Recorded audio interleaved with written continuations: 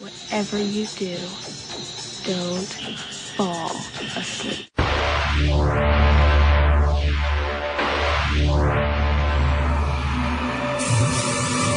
Welcome to the Vicis Interimo 30 Minutes to Kill podcast.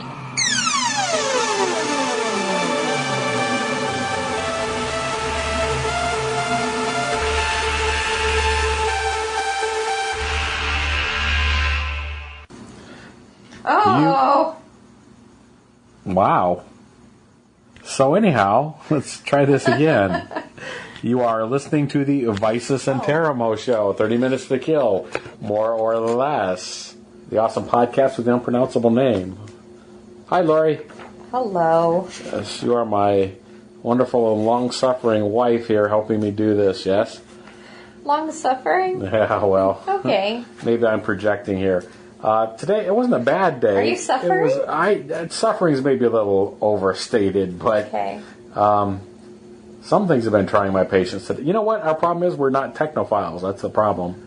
Oh, well. It's sad when I don't things... see it as a problem. But... Things, well, I do when I can't find a memory card for the camera that I own because it's so old and out of date. Well, not being a technophile is not the issue. Okay. You know what the issue is. What's the issue? Have you seen that pile of junk that you call a Oh nest? my gosh, we're not going there. So anyhow, Okay. This is a horror movie podcast featuring horror, suspense, and psychological thrillers. You can find us on iTunes, Stitcher's, Podomatic, and just about anywhere. Type in VICISINTERIMO. That's Vicis Interimo. It's Vicis Interimo. I don't know. Anyhow, what's our show normally consist of, Lori?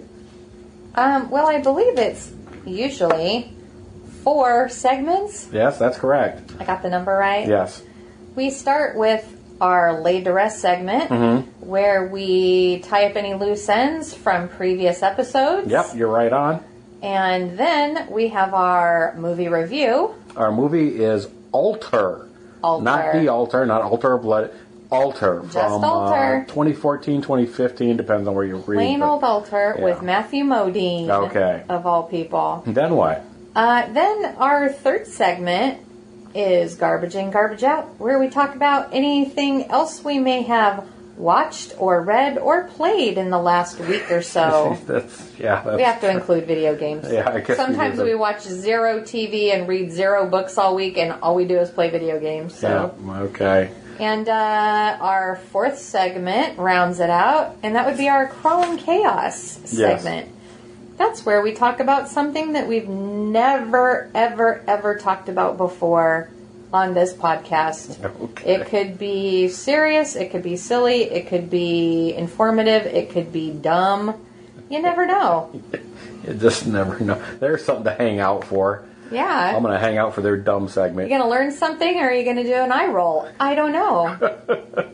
Well, that makes it sound slightly more appealing to me. Oh, okay, good. How is this possible? You mean the podcast? Yeah. I thought you meant the eye rolls. Like, that's easy to figure out. Well, this is all made possible by listeners like our 3 really super great patrons. We don't Big want to... LV, At Lonely Bob, and Goldafish. Okay. They're not the only ones that are making this possible. And everyone else who listens. This is a labor of love, and thank you to all those that listen. But yes, those are our patrons. At Lonely Bob, Big LV, and Goldafish. I guess you're the one that's making this happen week in and week out. You don't have to sound so sad about it. Anyhow, let's how many years we've been doing this? 9, nearly 9, almost 10 years. That's crazy. Coming up, yeah. But we've had thousands and thousands of listeners, lots of new people. Not that they're all listening at the now. Same time, exactly. Not all at the same time. People come and go. They've rotated. Some stay. Yeah, some have been around since the beginning, and Indeed. It's much appreciated. Yes. That's who we're here for. Okay. Let's tie up any loose ends. Okay. All right, listen for those gunshots.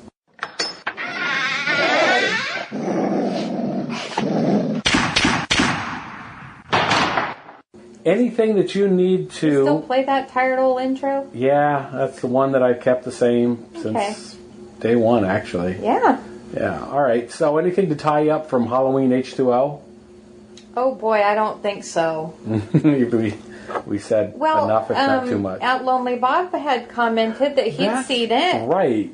And it brought back warm, fuzzy memories for him, I think. So that's awesome. Yeah. Okay. Yeah.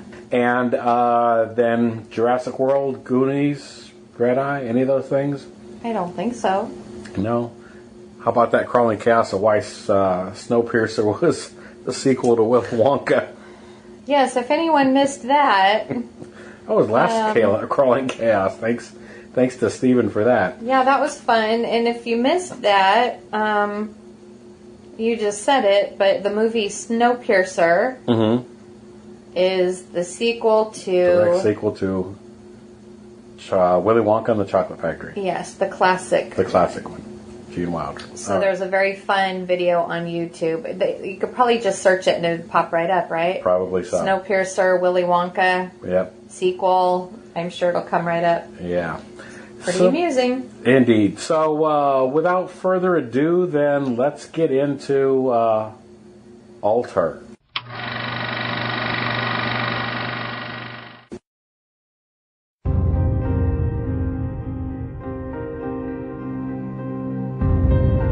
And we're going to enjoy ourselves, aren't we? This is an adventure. An adventure that pays well. I believe you found some artwork of historical interest in the house. Believe me, you need my expertise. I have a feeling this house is full of surprises. Is that a ghost?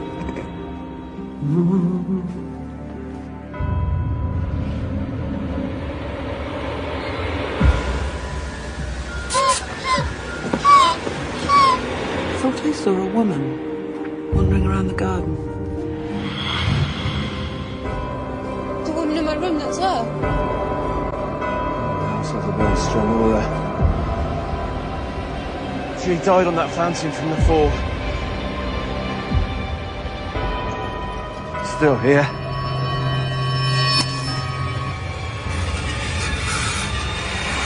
No! I'm not going anywhere, and neither are you.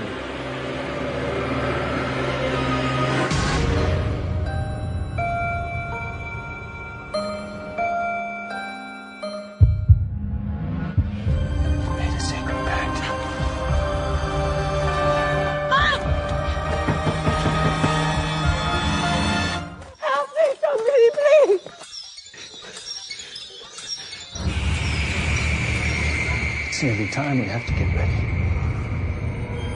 You can't abandon me. There's so much to be done.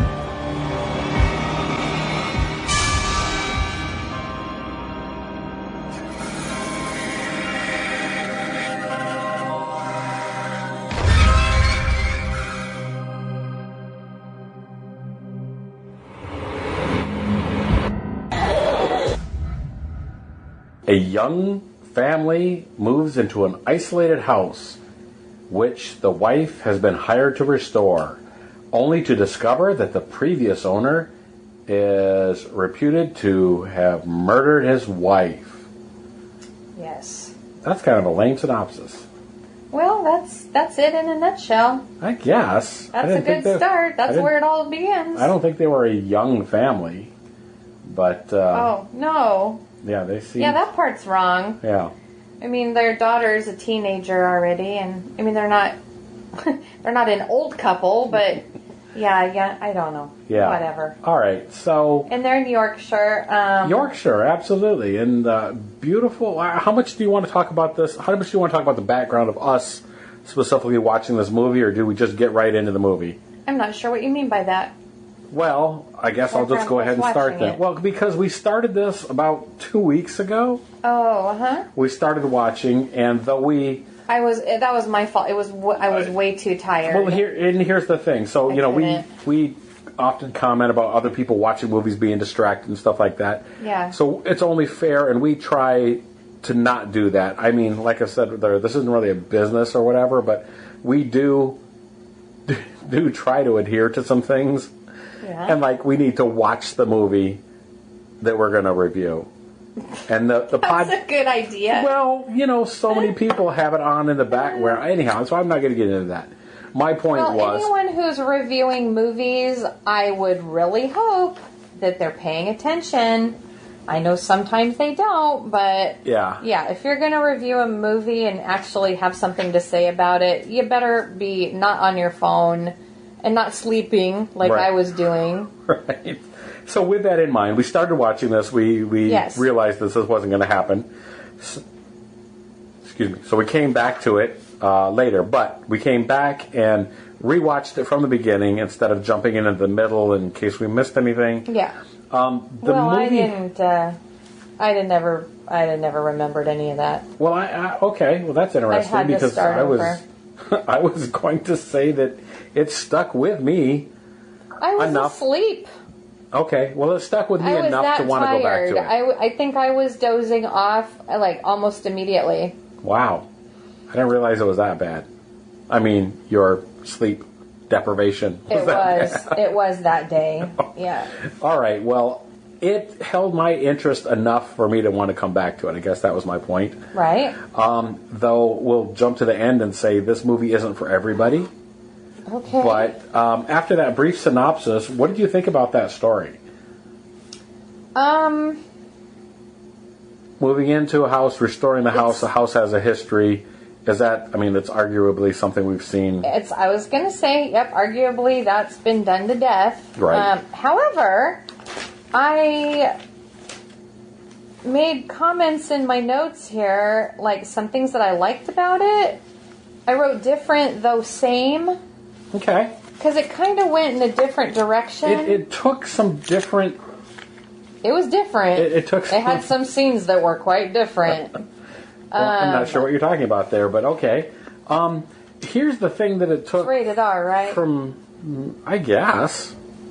Isn't it? Nah, I don't know. Let me look. No, don't try to just guess. Okay. Because this is... Well... I don't see a rating on it. So, this was a foreign film. It's not rated, yeah. Okay, well, I would consider it... A soft R? Probably, yeah. Okay. Because here's the thing. Something that was kind of weird about it, which actually I didn't mind it so much at the beginning, but there was obviously something wrong with this couple, with their relationship. Yeah. They had kind of a sick relationship, but it got to where it kind of bothered me a little bit. Okay, well, that's interesting. It was okay at first, because it was kind of they weren't addressing it. So usually in a movie, they introduce your family and the couple, and if you see the husband and wife bickering or having an issue, it's that's worked into the story somehow. Right. This wasn't. It was they had kind of a sick relationship, and it was that's just how they were. It had nothing to do with the story. They didn't address it. For me, I just took that as poor editing. Okay. Or things that I should have, them forgetting to address it? How is that? Yeah, because we're missing a scene here. There should be a scene. Maybe not poor editing, maybe poor storytelling. Because they had some pretty weird dynamics going on when it was, I'll just say, bedroom time. Okay. They had some very weird issues that I would not be okay with. But she just... I thought, okay, he's doing things that are kind of weird and out of the ordinary, and okay, the movie's going to go in a direction where they're going to get up in the morning and she's going to have to bring it up, but she never did.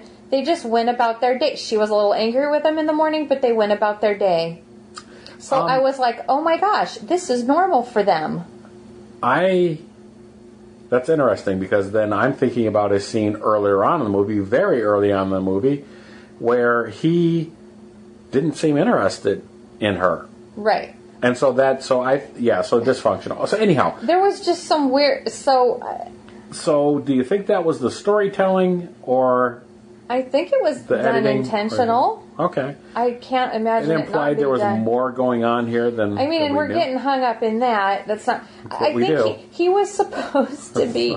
we grasp onto the weirdest things. Yeah. But that was weird, was it not? I thought that was weird.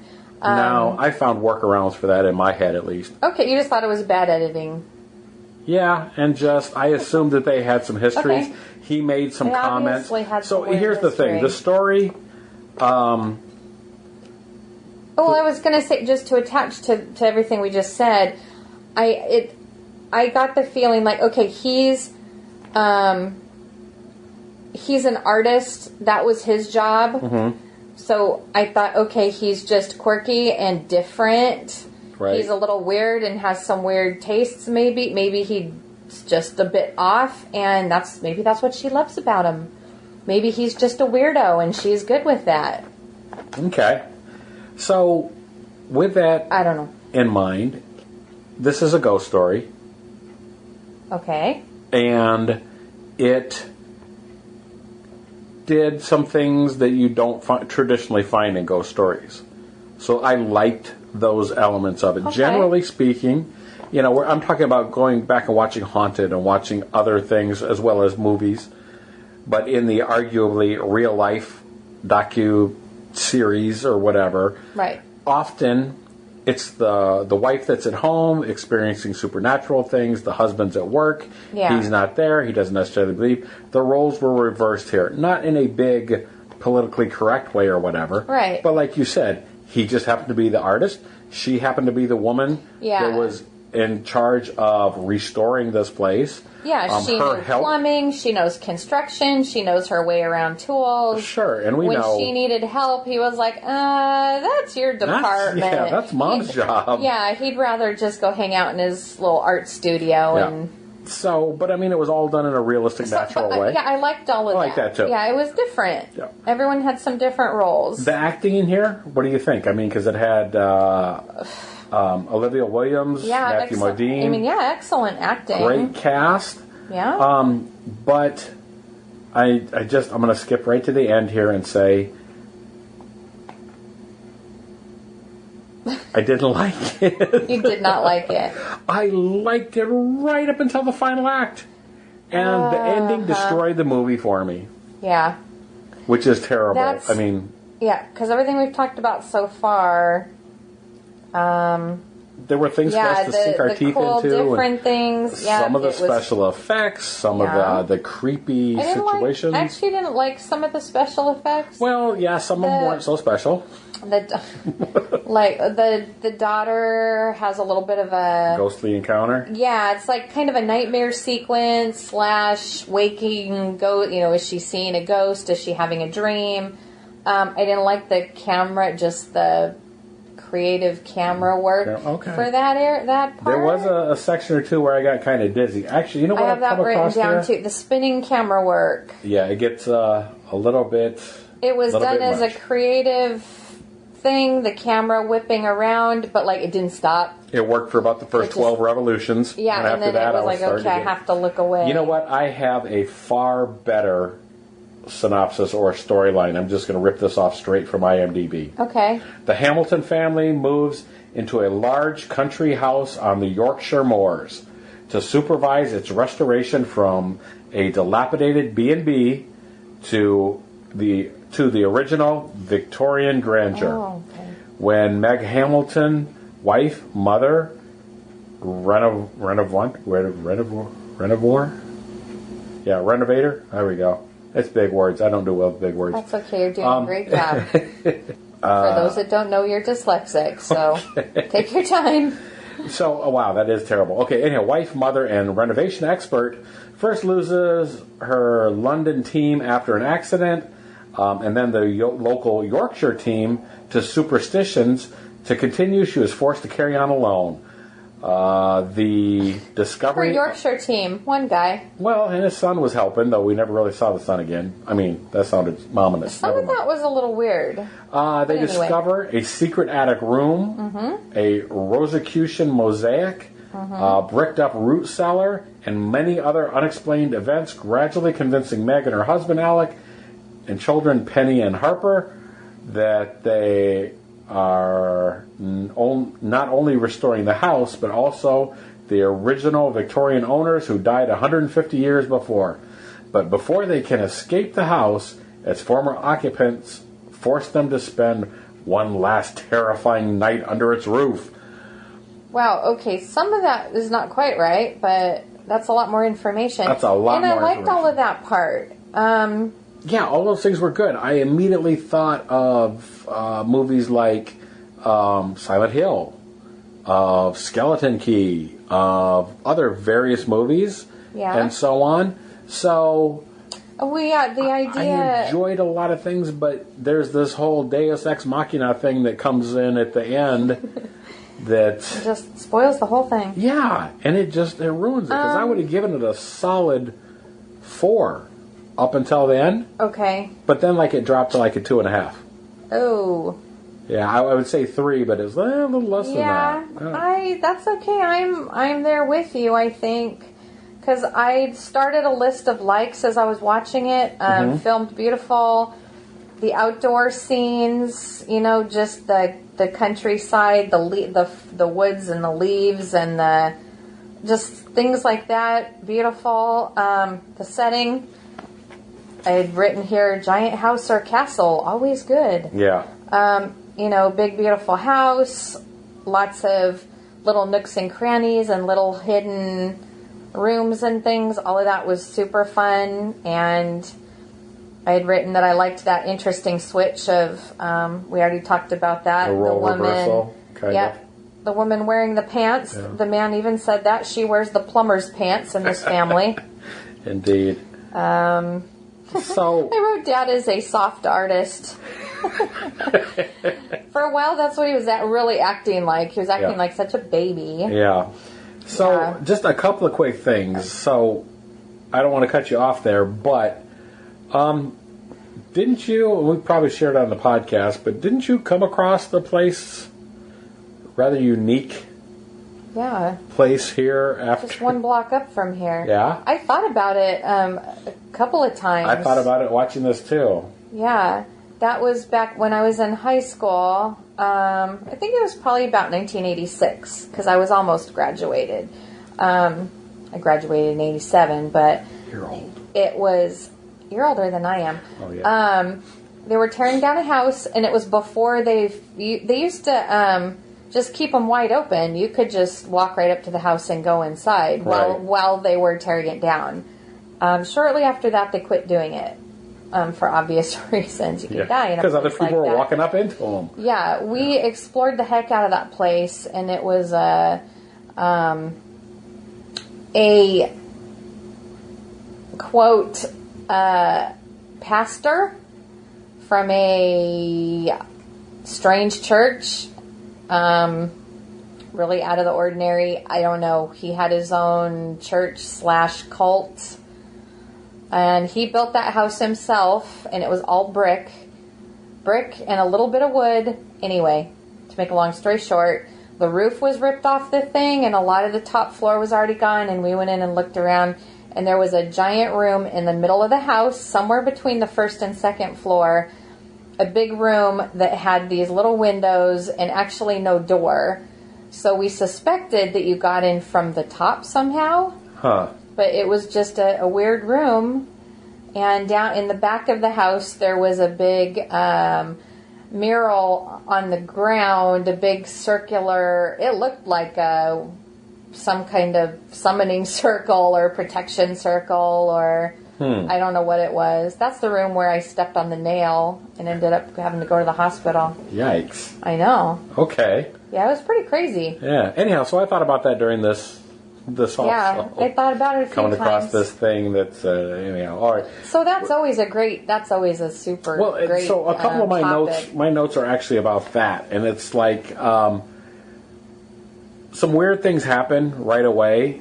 How many weird things have to happen before you're ready to leave the place or get out of the house? Depends on who you ask in this movie. I'm asking you. I'm asking you personally.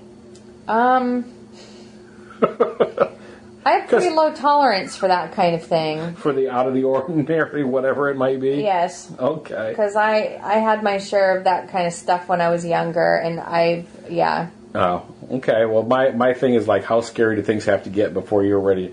I understand you can't always do that or whatever, like these people move into houses and stuff that are... The mom, though, didn't... Yeah, she wasn't bothered by much. It was the daughter. Right away, the daughter was looking up people to come, paranormal investigators and stuff to come look at the house, and the mom thought she was crazy. Yeah. Mom didn't think anything was unusual.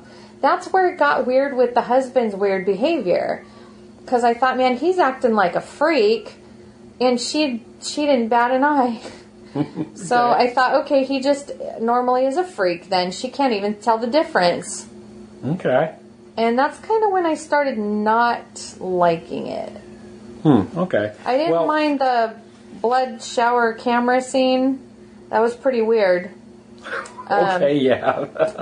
I put blood/shower/camera. Yeah. That was a really weird scene. And I thought, okay, she's going to think he's lost his mind. But again, the next day it was fine. Right. But he'd had some kind of artistic inspiration at that moment. So I thought, okay, he just found his muse or something. I thought that was an interesting way to do that. That was very different. Right. And I actually had that under my likes. Right. And then it shifted to... But like when he started doing other things, it sort of shifted more to a dislike kind of thing. Well, we've probably gone on enough about this at this point. What did we not talk about? We did not... With this movie. I think we talked about everything. So what's your rating? Story, great acting, great, beautiful setting, lots of super fun, different stuff. Yeah. And it just went at the end. Okay. Is that... That about sums it up. You never gave me a number. I think I'm going to agree with you. Somewhere between I didn't like it and I liked it, so that's a 2.5. Okay. And I don't know what else to do. Non-recommend. I can't say I didn't like it because there was a lot I liked. Yeah, but I wouldn't recommend this to somebody else Like what happened with the ending? Unless I don't know. That's what I said. If they had hinted towards other possibilities or what, even if they didn't hint towards it and they did that ending, they had to explain it because when that ending happened, certain things didn't make sense that we had just seen in the last 20 minutes. Yeah.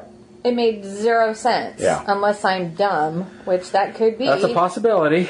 So we both could be, though. So I feel like this is one of those that I need to go online maybe and look up everyone's explanation. Okay. The ending explained.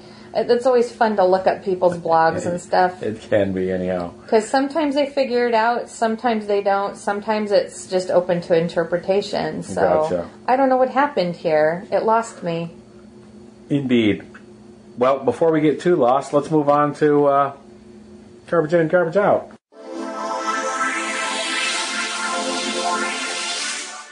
So, movie-wise, what'd you think of The Maze Runner?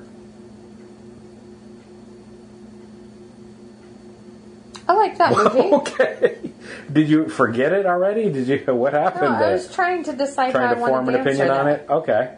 No, I've got my opinion. I just... Okay, so we did not only The Maze Runner, but we did The Scorched Trials also, which is the second Maze Runner movie. Now, we saw Maze Runner in the theater. I don't think we saw Scorched Trials there.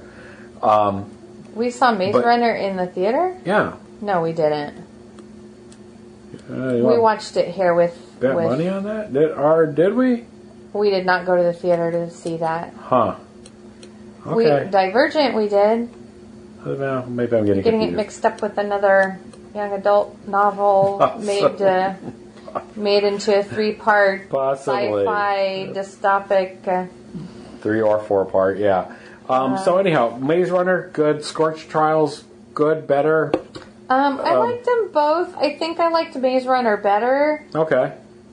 Just because I liked the mystery, not knowing what was going on and stuff. Okay. I'm looking forward to the third one. 2 was a little more... Yeah, I think so. I'd like to see how they're going to wrap it up. Okay. And then the only other thing that I really had here to talk about was Little House on the Prairie. Boy, that's a horror show, isn't it? Yes. You think about it as having watched it as a child when it first aired. Yeah. Thought about it was a good, wholesome family show and stuff, but wow, that's pretty awful.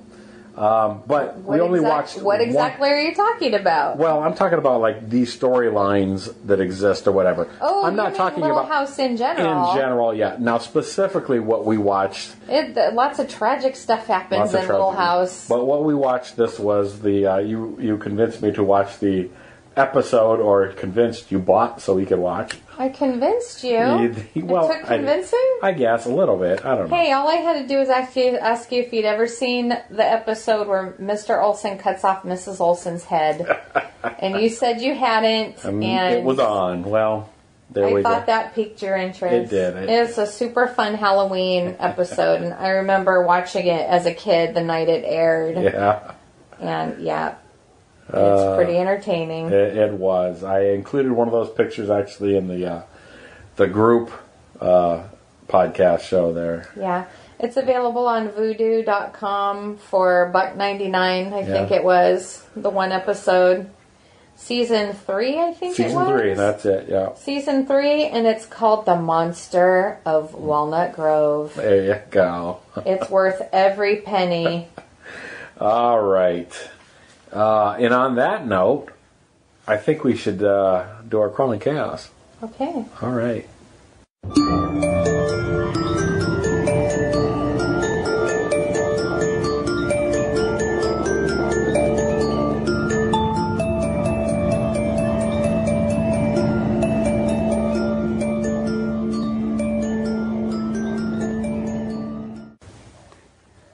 So this is something that I don't think we've talked about before. Okay.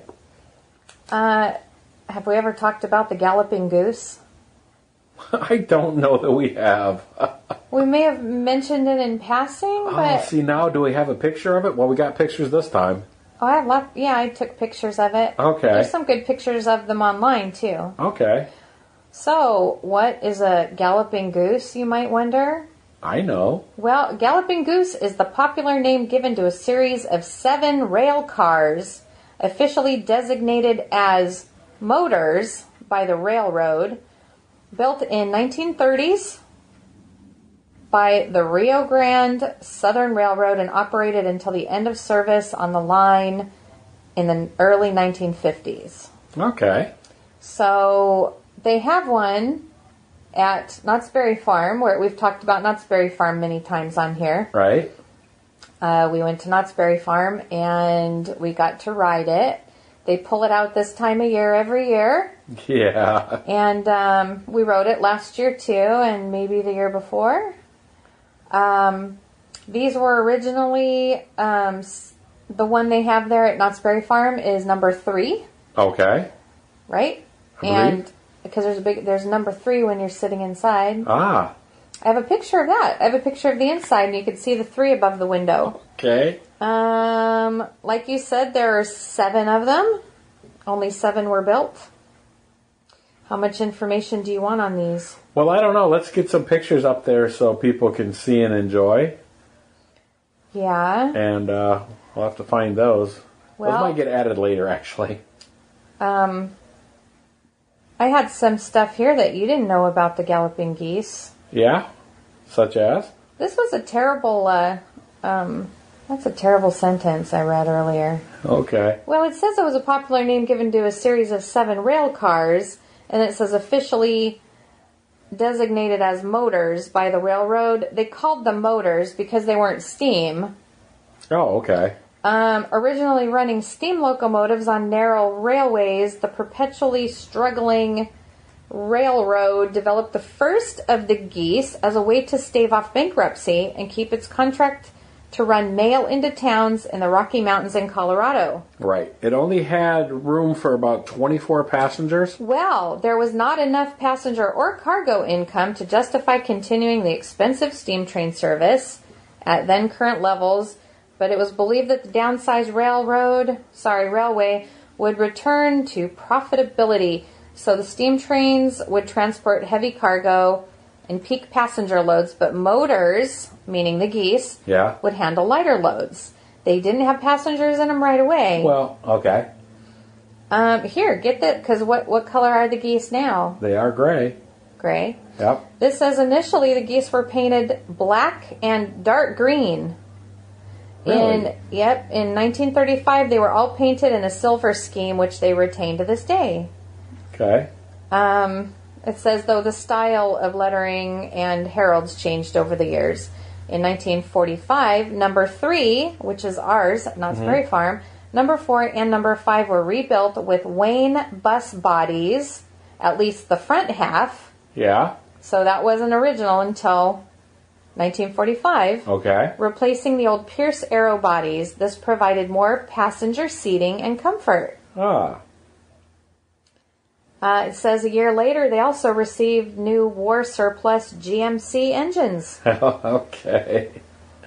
So, yeah, there's more information. We could put the link up. Let's just put the link up. Why, you don't want to hear me talk about it anymore? Well,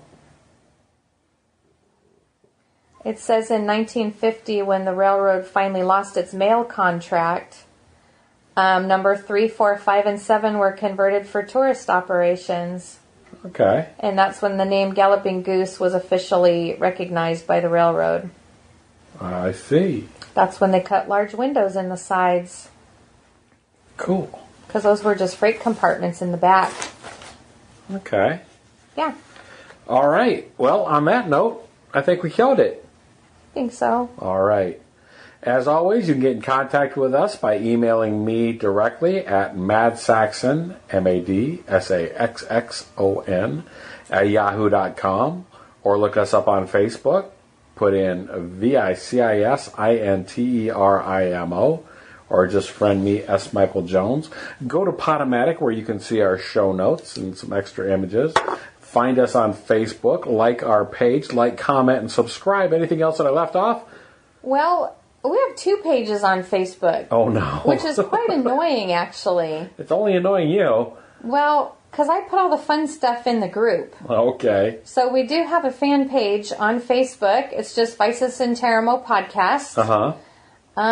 That place is boring. So you should come over to the Vicis Interimo Podcast group. And you know what? I have a video of the Galloping Goose, and I'm going to post it there. All right. So come join us on our Facebook group. Okay. And check out my Galloping Goose video.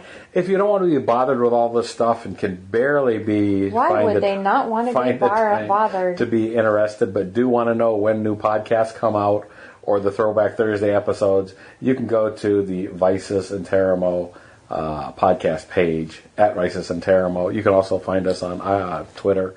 Twitter. It's a good idea to like the fan page and then join the group. There you go. I don't know. It's too much effort. Why'd you make 2 pages? I don't. Because I couldn't do polls and stuff. Oh, yeah. So, yeah, there were certain things that I missed out on doing. So you could do polls in the group. I can do polls in the group. Why don't we just keep the group? Because we have more likes on the other page. Oh, poop. Maybe we need to redo everything for our decade. Maybe we'll redo everything after 10 years. Oh, my, what, start a third page? Start over again. Maybe rename this in something in English. No. Okay. Rename it something in English.